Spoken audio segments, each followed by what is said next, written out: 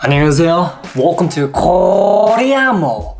I've been working on rolling the R all day in the shower, practicing, and it's a work in progress. Anyways, today I have 4 exciting news that I want to go over that's happening in the K-pop world right now. First, we're going to be talking about GOT7's Yugyeom and the AOMG rumors. And then next, we're going to be talking about BTS's Dynamite and how successful it really is. And then next, we'll talk about the first time in Korean history, 3 girl groups have broken a record that's never been broken before. And then finally, we'll be discussing about Girls' Generation's Taeyeon and her iPad incident. Yugyeom, GOT7. Their contracts with JYP are expiring this month. But the rumor is that Yugyeom does not want to go back with JYP and stick with GOT7. In lieu, he wants to join Jay Park's own label, AOMG, which if you go back in time, maybe 10 years ago or so, or maybe a little longer, Jay Park actually departed JYP as well because he used to be a part of 2PM. And he wasn't just a member, he was the leader, the face, the main person, front and center for 2PM. But then he had a scandal and he had to leave. What I'm predicting is when Yugyeom actually leaves JYP, if he does, we don't know, right? This is just rumors because we still have another 3 weeks to see what the members of GOT7 are gonna do. I feel like he's gonna finally be able to spread his wings and fly and become the artist that he truly wants to be deep down inside. Because it's kind of interesting when you think about former trainees or artists that used to be with JYP and then after they leave, they become the artist they were always meant to be. I think about like Hyuna, who used to be a part of Wonder Girls, or Jay Park. And I know she wasn't a part of JYP, but I also think about Jessie because she's been a part of a few different agencies where Jessie felt as if she wasn't able to express herself as a creative artist. I know this because I've been watching almost every single interview of Jessie on YouTube, and one thing is she will always speak her mind.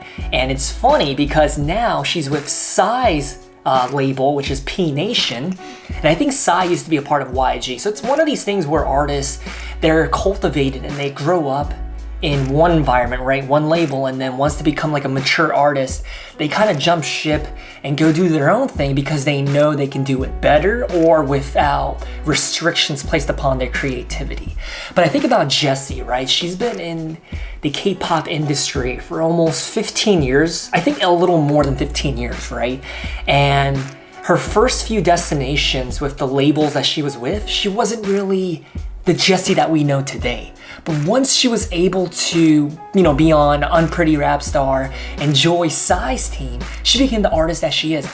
And I don't know if you know this, but I really like Jay Park, and I've liked them since his 2PM days. When he was on that show where they were like contestants trying to be a part of 2PM, that's when I decided I really liked it because number one, he's also a Kpop like me. He's Korean American, and I really like the way that his swag, right? Like in modern day terms, I think another one that I really like based on his swag and the way that he carries himself is Jackson from GOT7, which is really weird because we're talking about Yugyeom with GOT7.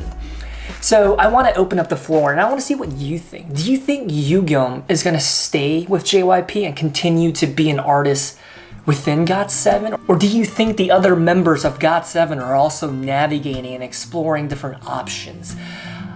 I don't know about this one, but I also read some more on the internet that BamBam is also considering leaving JYP. So I don't know. What do you think is going to happen? Do you think GOT7 is going to stay as a unit when we see February 2021?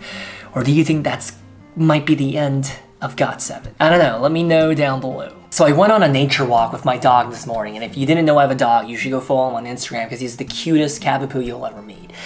And I thought about it. Like 2020 was such an interesting year because it had its ups and downs, right? With the pandemic and everything else that was going on. But I feel like if you are into K-pop and Korean dramas and everything, staying indoors was not as bad as we might have thought initially, right? Because you had a chance to binge watch, to catch up, and even to explore other areas that you usually don't gravitate towards, right? Because if you're anything like me, like back in the day, if I liked a certain group or a certain actress or actor, I would only specifically focus on their work, right? But I feel like in 2020, I mean, it's the year that I came back as well. It's the year where I thought about exploring the different avenues and other works of different groups and different artists and different actors, being open-minded. So with all that said, when I saw this news article this morning on my walk with my dog, I smiled from ear to ear because I remember when I first heard of this group maybe 6-7 years ago, and I knew they were going to be a big thing. And that's because I was friends with their manager, and I got to understand how hard they were practicing to become Bangtan boys that we know today, right? BTS, who are like, they're top of the world right now. And to solidify that statement, this Forbes article declared, this is factual, this is based on statistics, okay? BTS's Dynamite was the only single to sell 1 million copies in the US in the year 2020. Now you might be like, 1 million, I mean, that doesn't sound like much. But here's the thing, when you look down the list, the single that was number 2 was The Weeknd, you know, the dude with the awesome hair, The Weeknd's Blinding Lights. And guess how many copies that sold in 2020? 580,000. Okay, so BTS's Dynamite, correct me if I'm wrong, I think it was released in August 2020. So they only had about 4 months to work with. Whereas The Weeknd's Blinding Lights, it was released late 2019. So they had the full 12 months to compete against our BTS's Dynamite for only 4 months. And they still outsold them by 2-1. And that's just crazy to think about. And when I reflect back on 2015, 2016, 2017, I'm so proud of how far they've come. Right, I think back then, I knew they were going to be big, but I am pleasantly surprised to see how big they actually are. And it gives me a lot of hope that the United States will be more open-minded towards other K-pop artists, because in the past, there were a few other K-pop groups debuted in the US, but it didn't go as well as we would have liked it to, right? The first names that come off the top of my head is like 7. I remember when he came out in the United States, I was rooting so hard, but it didn't go according to plan. And same with CL from 21. But the cool thing is, with BTS, we're seeing them break through cultural barriers like we've never seen before. And so with that said, when we think about our own circles that we operate in, right? Like our neighborhood friends, church friends, coworkers, school friends, you name it, online friends, is BTS an artist that is known in your inner circle, or are you the only one that's familiar about them? Because I think it's interesting for us to do an anecdotal study, right, based on our lives to see how big BTS is really getting. And I think it's really exciting, especially in 2021. Oh man. But when we talk about 2021, I think Jin is around the same age as me. I think his military service is coming up. So I'm kind of curious to see how that's going to affect the group, because I have friends that were in K-pop groups, and then when one member went off to do military service, that was the time that the group disbanded, right? And the agency always uses these excuses not to go forward with the group. When we think about the scale and how big and popular BTS is, I don't think that's going to be the case, but I'm also curious how that's going to impact the group. Because when I think about like 3 to 5 years ago, when Super Junior, when their members became of age to go do their compulsory military service, they became like subunits, and they toured with like 1 or 2 or 3 members missing. But when they finally got back together, they were never the same. And I could argue that Big Bang is almost in the same category.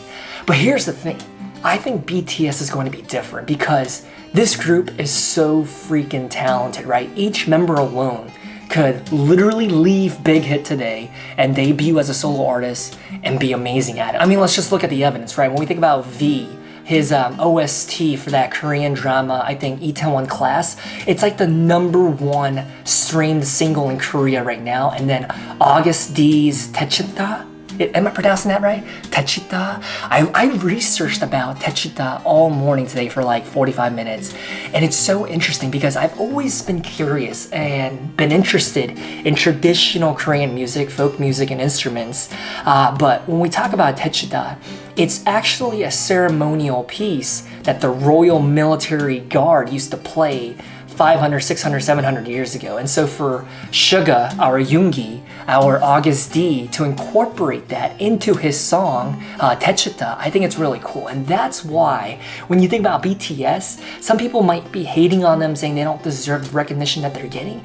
But I love the fact that their lyrics are so well thought out, but also they're incorporating pieces of Korean culture into their identity and also their music. And that's why they're so deserving of having that merit of Cultural Heritage Award that they received not too long ago. And to answer my own question, when it comes to BTS and I think about my own inner circle, I would say it's about 50-50. When I think about my friends who are former idols or still are in the Korean entertainment industry or YouTubers, I'd say they all know who BTS is, right? They probably interacted with them, met with them, drank and ate with them. But then when I think about my circle of friends in the US, to be honest, they don't know who BTS is. When I say BTS, they probably think about behind the scenes. And I hear you, there's somebody back there watching this thinking, you're hanging out with the wrong crowd. Koreamo, Koreamo. Man, that's such a catchy name, right? Koreamo. Because when I think about the username, right? The reason why I changed the channel name to Koreamo is because, number one, I'm Korean American, but then also I'm Korean Amos. And so when I put it together, it was Koreamo. But in Korean, there's no way to say Amos. So when I used to meet Koreans over in the motherland, they would just call me Amos. Right? Because there's an A and there's a Mos, but there is no Amos. And so I thought, Amo, Kore, because Korea without the A is Kore, but then if you take the A from my name, it becomes Korea. Okay, stop judging me. I know. Maybe I think it's so cute, but maybe no one else does. Anyways, let's move along. Move along. I meant move along to the next news. So for the first time in Korean history, 3 girl groups have broken a record that's never been broken before. Each one of these 3 girl groups, they sold over 1 million copies. And that's absolutely crazy because when you reflect back even 5 or 10 years ago, it was rare to have even the top 5 girl groups to sell 1 million combined. But now we have 3 separate entities, groups that have sold over 1 million each in 2020. Number 1 is Blackpink with over 1.7 million copies sold in 2020. And next is IZ*ONE with 1.5 million copies sold. And third is JYP's Twice with 1.3 million.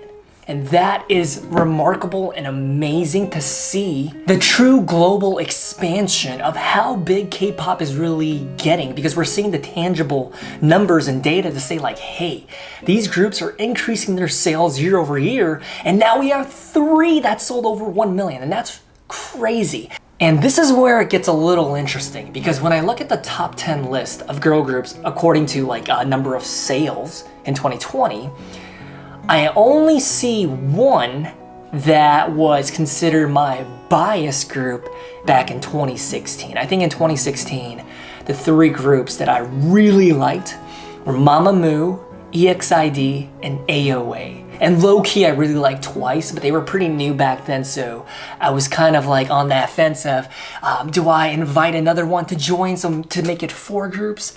And now out of those 3, only Mamamoo is really active. So it's interesting how much can change in 4 years. But what's even more amazing is that when you look at this top 10 list, you're starting to see the diversity of different labels being represented.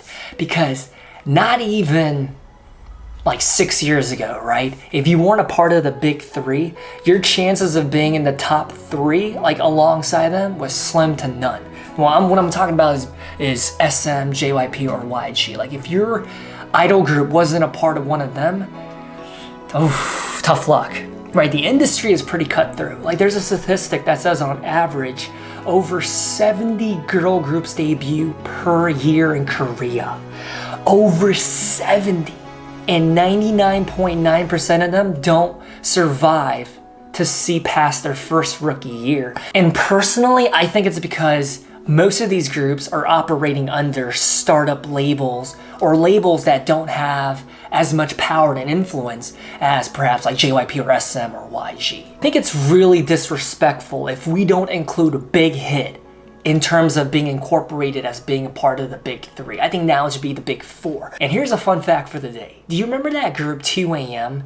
They used to sing a lot of ballads and they were known for their vocals. Believe it or not, they used to be label mates with BTS on their big hit. I guess my question to you is, when you look at this top 10 list right here, right? And we think about what's gonna happen in 2021, who do you think is gonna have the most sales and be ranked number one at the end of the year on December 31st, 2021? I'm curious, please let me know down below.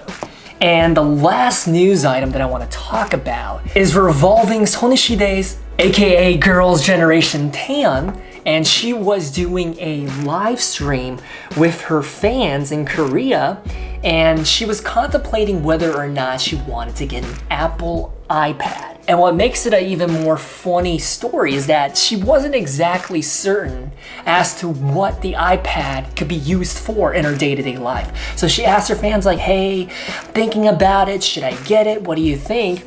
And one person tuned into her stream was like, hey, you shouldn't get it. You should save your money and use it for yourself in the future. And you should see her reaction. I could probably put the clip right here.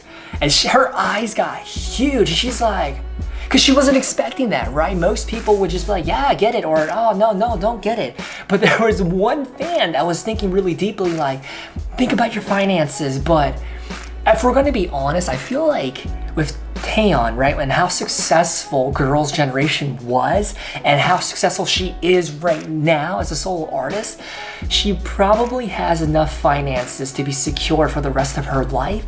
And so to buy a $500, $900 iPad is probably not going to be the end of the world for her, but I can see where the fan is coming from. It's coming from a place of concern and care, or at least I hope so, right?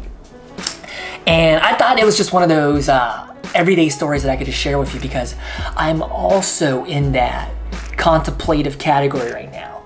So currently I'm working with this iPhone, right? This Apple iPhone, and it's currently not up to my standards of what I need in terms of its capacity and its specs, right? 3 gigs of RAM, it's a struggle. And when we talk about the camera, it's not that great. And so I've been thinking about it. Should I get the new Samsung S20 FE or should I get the budget line, you know, the A71? But then I also know that Samsung is launching their S21 next week, I believe on the 14th. So I'm thinking like, oh, should I wait till then? And then if I do, maybe the price will drop. And the reason being is that sometimes I like to film on my phone and then I import it into my computer. But because I don't have a MacBook, Apple makes it so complicated and frustrating for you to utilize their files for you to use on a PC. You gotta jump through all sorts of hoops and loops, and I'm sick of it. Prior to getting this iPhone, I've been on Team Samsung for like 9 years. And so for me to use Apple, I've tried it, I don't like it. Yes, it's very simple. For someone who's trying to create content in the form of videos and to do a lot of social media, it's not meeting my needs. And so I need to jump into something that has a greater ability. I feel like it's one of those times where you say, it's not me, it's you. I'm breaking up with you, iPhone, because I can't, okay? It's you're too much. Anyways, I wanted to open that up for debate.